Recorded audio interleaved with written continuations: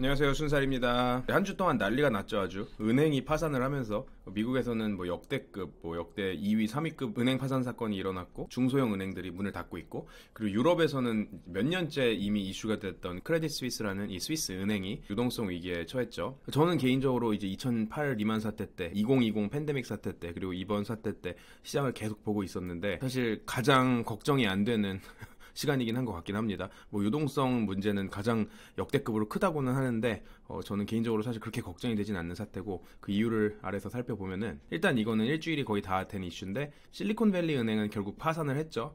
파산을 한 이유는 이제 아주 쉽게 설명하면은 자산 부채 듀레이션 매칭 실패라는, 이 금융권에서는 되게 기본적으로 쓰이는 뜻인데, 은행에서 부채로 받아놨던 이 예금들, 고객들 예금들은 굉장히 짧은 만기의 예금인데 비해서 이 자산, 이 돈을 받아서 어딘가에 투자한 이 실리콘밸리 은행은 이 고정금리 채권에 투자를 했죠. 근데 만기도 더 길고 금리도 더 장기 금리고, 그러다 보니까 이 예금이 계속해서 쏟아져 들어올 때, 실리콘밸리 이제 테크주 붐, 스타트업 붐일 때는 고객들의 절반 이상이 이 테크 스타트업들이나 벤처 캐피탈들이니까, 이들이 돈을 계속해서 이제 쏟아져 넣어주면서 이 반대쪽에서 채권을 길게 사더라도 계속해서 듀레이션 미스매칭을 해서 가져가더라도 이득을 볼 수 있게 가능하게 해줬는데, 최근 1년 동안은 테크 스타트업들이 돈이 부족해지면서, 그리고 벤처 캐피탈들도 돈이 남아나지가 않죠. 그래서 은행에서 이제 예금이 많이 빠져나가면서 이제 부채 쪽에서 예금 인출 사태가 이뤄졌고, 반대쪽에서 이제 이거를 빌려서 자산에 길게, 좀 더 길게 투자를 해놨는데, 금리가 올라가다 보니까 이제 고정금리 채권들은 가격이 빠져 있을 거잖아요. 이제 금리가 올라간 상태니까 이거를 만기까지 들고 있으면은 안전한 채권이니까 손실은 나지 않을 텐데, 지금 당장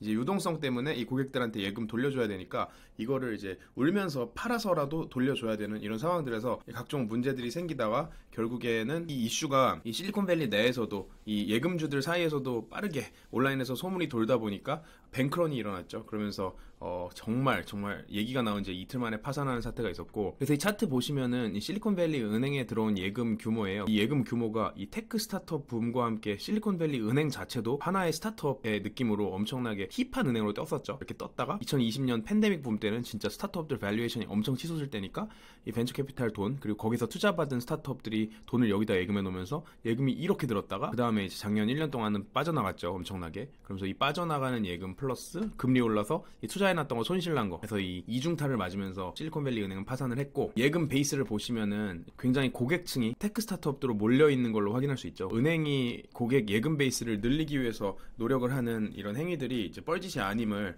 이런 식으로 이제 몰려있다가 한번 이 섹터가 날아가면은 다 같이 연관 섹터가 날아간다는 걸 이번에 확인할 수 있었고, 동시에 이 뉴욕의 시그니처 뱅크라는 것도 문 닫았죠. 이거는 이제 금융당국이 나서서 먼저 문을 닫게 했는데, 어쨌든 이런 식으로 문제가 생기니까 사람들이 걱정을 하잖아요. 그러니까 정부에서 나서서 이게 당장 본질적인 문제는 아니다, 당장의 유동성 문제 때문에 이런 일들을 벌이고 있는 거니까, 어쨌든 간에 예금자들, 예금해놓은 사람들은 사실 잘못한 게 없잖아요. 은행에다가 예치를 해놓고 은행에다가 정말 이 수탁 업무, 그 다음에 자금 예금 금리 정도만 이제 요청을 했던 건데, 요거를 잃게 하지 않기 위해서 정부에서는 100% 보증해 주겠다고 굉장히 빠른 시점에 선언을 하고 나섰죠. 그래서 시장을 굉장히 빠르게 진정화시켰고, 그럼에도 불구하고 이제 예금자들은 소형은행에서 이제 중소형은행에 돈 맡겨놨다가 서둘러 돈 빼서 대형은행으로 옮겨가는 추세죠. 그러다 보니까 뱅크 오브 아메리카 같은 데는 예금이 무슨 10 빌리언 넘게 12 빌리언씩 쏟아져 들어오고, JP 모건 체이스 시티 같은 경우도 예금이 작년 하반기에만 해도 빠져나가는 추세였는데 최근 한 1, 2주 사이에 미친 듯이 쏟아져 들어왔다고 하죠. 이 대형 은행들로. 한국도 예를 들어서 저축은행 사태 발생하면은 다 돈 빼가지고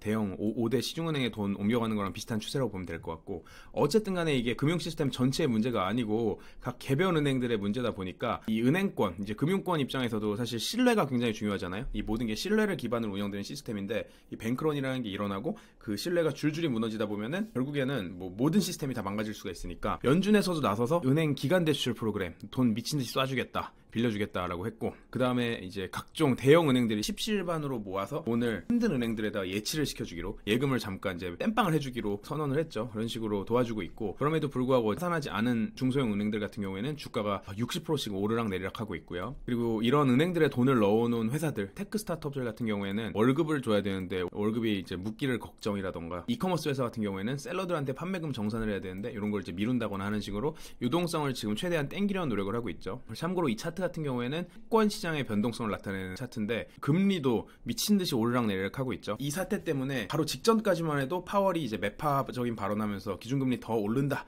이런 식으로 금리가 팍 올라가고 있던 상황이었는데 이 사태가 발생하면서 기준금리 못 올리는 거 아닌가, 경제 위기 오는 거 아닌가, 그럼 안전자산인 채권을 더 사야 되는 거 아닌가 하면서 장기국채로 돈이 몰리면서 이제 금리가 쫙 빠졌겠죠. 그런 식으로 이제 오르락내리락이 반복하다 보니까 채권 가격의 변동성은 이렇게 치솟아 있고 팬데믹 초기보다도 더 높게 치솟아 있는 상황입니다. 그리고 이제 유동성이 필요하니까 문제의 은행들, 실리콘밸리 은행 같은 경우에는 이제 헐값에 예금들을 판매를 하고 있고 원금이 100센트면은 100센트가 아니라 이걸 뭐 75센트만 받고 팔겠다 이런 식으로 팔고 있습니다. 지점들을 쪼개서 팔고 있는데 영국 지사 같은 경우에는 HSBC 은행이 딱 1파운드만 주고 인수를 한 다음에 빵꾸난 유동성을 본인들이 이제 잠시 임시적으로 메워주는, 물론 이게 시간이 지나고 나면 다 원금을 회복할 거라고 저는 생각을 해서 정말 줍줍을 잘하고 있는 것 같고, 이런 식으로 이기의 은행들의 자산 포트폴리오에 대해서 각종 이제 금융권에서 골드만삭스에서도 채권 포트폴리오 실리콘밸리 은행에서 통매각으로 사갔고, 여기는 사실 실리콘밸리 은행을 최근 한 6개월에서 1년 정도 이미 자문을 하면서 이번 사태가 터지기 직전까지만 해도 펀드레이징 해야 된다, 니네 자본금 더 땡겨와야 된다, 급하다라는 식으로 내부 정보를 알고 있던 곳이라서 이제 라포도 형성이 돼 있을 거고 정보도 많이 알다 보니까 좋은 딜을 칠 수 있었던 것 같고요. 그리고 그 외에 초대형 사모펀드들, 그 중에서도 특히 실채권이나 이 론들, 대출들을 사는 곳들이 헐값의 자산을 줍줍하려고 눈독을 들이고 있습니다. 그러면서 이 실리콘밸리 은행 같은 경우에는 경영진이 소송을 당했죠. 최근에 주식을 계속해서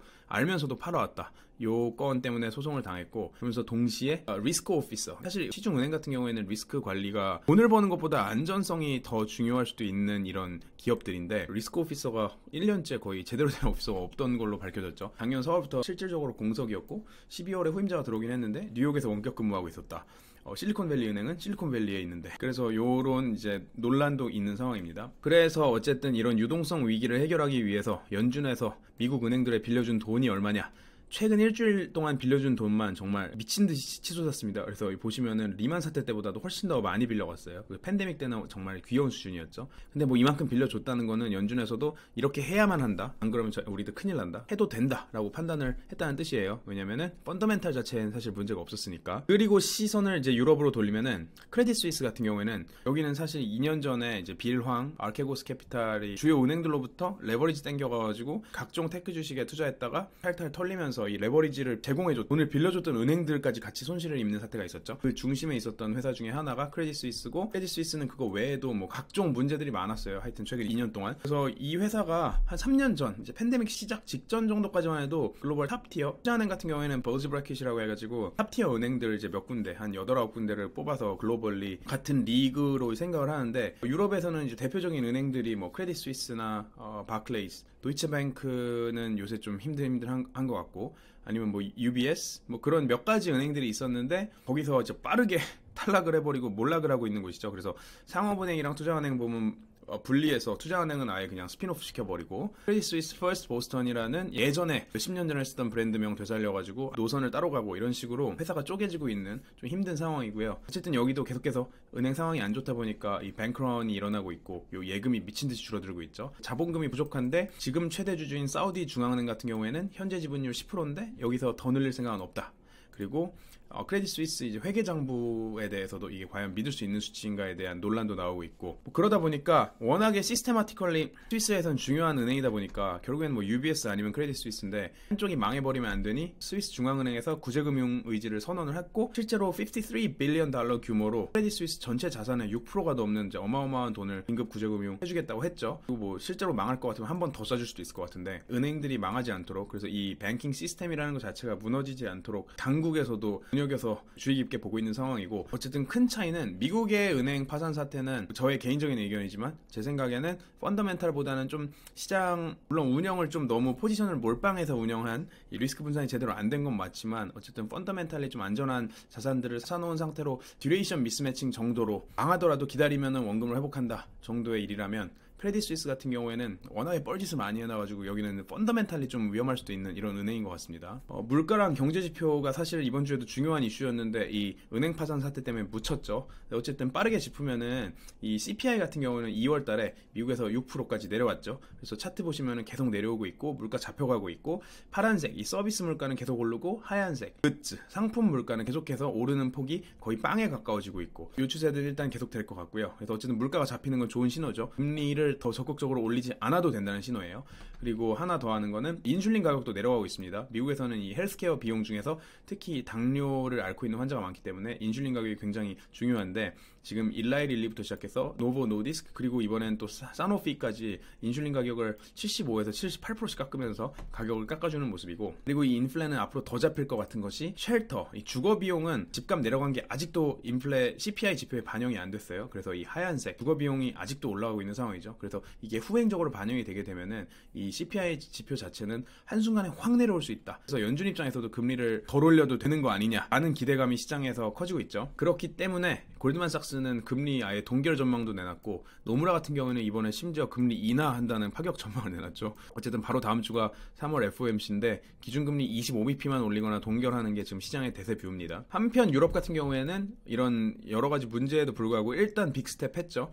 또다시 기준금리 50bp 올려서 3.5까지 찍었고, 유럽은 일단 인플레 잡는 게 아직도 더 우선이라는 스탠스예요. 테크 기업들 상황 보시면 메타는 또다시 해고하면서 사이즈 줄이고 있죠. 그래서 회사 직원 아직도 한참 줄일 때가 남은 것 같습니다. 사실 메타라고 이름까지 바꿨으면 NFT 계속 밀어야 되는 거 아닌가 싶은데, NFT를 일단 한 발 물러서고 기존 본업, 인스타 릴스 활성화, 유튜브 쇼츠나 틱톡한테 완전히 좀 밀리고 있는 것 같은데, 릴스 활성화 한다던가 이 결제 서비스를 좀 더 열심히 붙인다던가 하는 식으로 본업에 좀 더 집중할 계획이고, 비용 통제는 이제 애플도 계속 하고 있죠. 그리고 상징적인 판결 중에 하나가 이 우버나 리프트 같은 공유 경제에 관련된 기업들이 그 플랫폼 내에서 일을 하고 있는 긱 노동자들, 이 긱 노동자들을 정규직으로 분류해야 되느냐, 아니면은 그냥 프리랜서로 분류해도 되느냐, 이거에 대해서 미국에서는 한 3년 이상 벌써 법원에서 싸움이 벌어지고 있는데, 지금 2심까지 나왔고 1심에서는 이들을 정규직으로 분류해라 라고 이제 우버나 리프트한테는 좀 부담되는 판결이었는데, 이번에 나온 2심에서는 그게 뒤집혀서 일용직으로 분류해도 된다라고 하고 있죠. 그래서 3심 결과를 봐야 되긴 하지만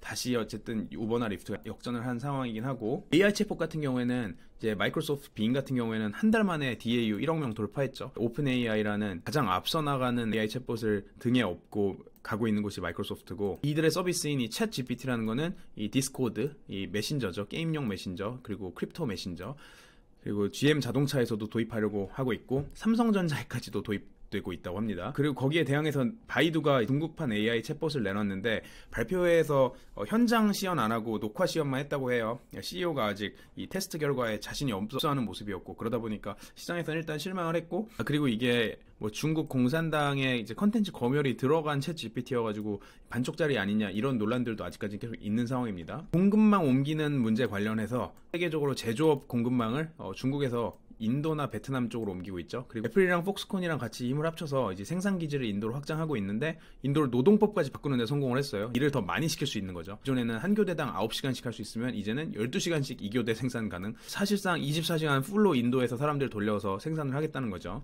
그래서 인도에서 법 바꾸면서까지 이 생산 플랫폼을 깔고 있고, 폭스콘은 이 와중에 기존에는 에어팟을 만들어 본 적은 없고 아이폰을 만들었었는데 에어팟까지 만들겠다. 지금 올해 보니까 매출 전망 별로 안 좋고 매출 성장 없을 것 같으니까 뭐라도 더 해야겠다, 이런 상황인 것 같고, 폭스콘은 전기차 시장까지 확장을 하긴 했는데, 사실 전기차는 아이폰과 달리 훨씬 더 이제 스펙도 다양하고 만들기도 어려운 제품이다 보니까 이 모네타이즈 할 때까지 시간이 걸리는 것 같습니다. 실리콘밸리 은행 사태 관련해서 한국에서도 어쨌든 KIC나 국민연금 같은 회사들이, 파산한 회사들 주식을 들고 있어서 일부 물리긴 했는데, 이걸 안 들고 있을 수도 없고, 인덱스 벤치마크에 포함되어 있으면 안 들고 있을 수도 없고, 워낙에 또 잘 나가던 은행들이었으면 일부 투자를 했을 수는 있을 것 같아요. 그래서 이 여파가 해소화되기를 좀 바라고 있고, 재밌는 수치가 미국의 중소형 지역은행들이 예금으로 땡긴 돈을 어디에 투자를 해서 그 예대 마진을 챙길까 했을 때, 보통은 예대 마진이라고 부르듯이 예금 받은 걸 대출로 쏘는 게 은행의 기본 비즈니스거든요. 미국의 이 실리콘밸리 은행 같은 경우에는 대출을 해줄 클라이언트는 사실 많이 없고, 이제 기업들이 스타트업들 위주다 보니까 대출을 애초에 받아가지도 않고 받아갈 능력도 잘 안 되고, 돈이 필요하면 그들은 벤처 캐피탈로부터 이제 주식 발행해서 자본금을 땡기고 하다 보니까 대출보다는 그냥 시장 나가서 채권을 샀죠. 채권을 사는 게 어쨌든 이 모든 사단의 가장 근본적인 원인이었던 것 같은데, 이 채권이라는 건 이제 고정금리 상품이 많다 보니까 금리가 오르면 그만큼 가격이 직방으로 이제 하락하는 구조입니다. 그래서 이런 망한 은행들, 실리콘밸리 은행 같은 경우는 자산의 56%가 고정금리 채권이었다고 하는데, 한국의 이제 5대 은행 같은 경우에는 이거보다는 훨씬 안전한 구조긴 합니다. 채권, 주식 다 합친 유가증권 비중 자체가 전체 자산의 10%대죠. 한국의 은행들이 성장성도 훨씬 낮긴 하지만 그만큼 더 안전하게 운영은 되고 있고, 한국은 특히 지역 지방은행이 많지도 않잖아요. 거의 다 5대 시중은행에 쏠리고, 뭐 그 외에 정말 대형 광역시들의 지역은행이 하나씩 있는 정도인데 미국은 정말 은행들이 막 수백 개가 있으니까 한국과 미국의 은행들의 이 위험도는 완전히 다른 것 같고요. 그럼에도 불구하고 한국에서도 예금자 보호 한도를 현재 5천만 원에서 1억 원까지 올려야 되는 거 아니냐라는 이런 움직임이 추진은 되고 있죠. 이게 22년째 그대로 5천만 원인데 사실 인플레를 고려하면은 올라야 되는 금액은 맞는 것 같고, 근데 이걸 보장을 해준다는 거는 결국에는 예금보험공사에다가 보험료를 은행들이 내야 된다는 거고, 보험료를 낸다는 거는 결국에 또 어딘가에 그 비용을 녹여야 된다는 건데, 그럼 대출 받아가는 사람들이 결국에는 대출 금리가 올라가겠죠. 그래서 이런 식으로 경제에 이 도미노 이펙트를 주다 보니까 쉽게 결정할 수 있는 문제는 아닌 것 같긴 합니다. 카카오와 하이브 같은 경우에는 이 SM엔터를 둘러싸고 힘을 합쳐가지고 다 같이 이제 공동체 경영을 해 나가자라는 식으로 싸움을 이제 마쳤고요. 다음 주에는 뭐 많은 지표들이 있는데 제일 중요한 건 역시나 미국 기준금리 결정이죠. 그 외에도 여러 나라들이 기준금리를 결정하는 주니까 매크로 지표들, 그리고 지금 이어지고 있는 이 은행주 파산의 여파가 언제까지 이어질지, 이 매크로 내용들을 조금 더 주목하면서 시간을 보내는 한 주가 될 것 같습니다. 근데 저는 사실 다들 너무 패닉은 안 하셨으면 좋겠고, 여전히 저는 펀더멘탈리 큰 문제가 없는 상황에서 발생한, 물론 유럽은 달라요. 이제 크레딧 스위스 같은 경우는 좀 다른 이슈인데, 미국 은행들 사태는 저는 훨씬 더 과장돼서 시장이 이제 행동을 하고 있는 상황이라고 생각을 해서 차분하게 지켜보는 게 좋지 않나라고 생각을 합니다. 그럼 저희는 다음번에 또 다른 재밌는 순살로 돌아오겠습니다. 안녕.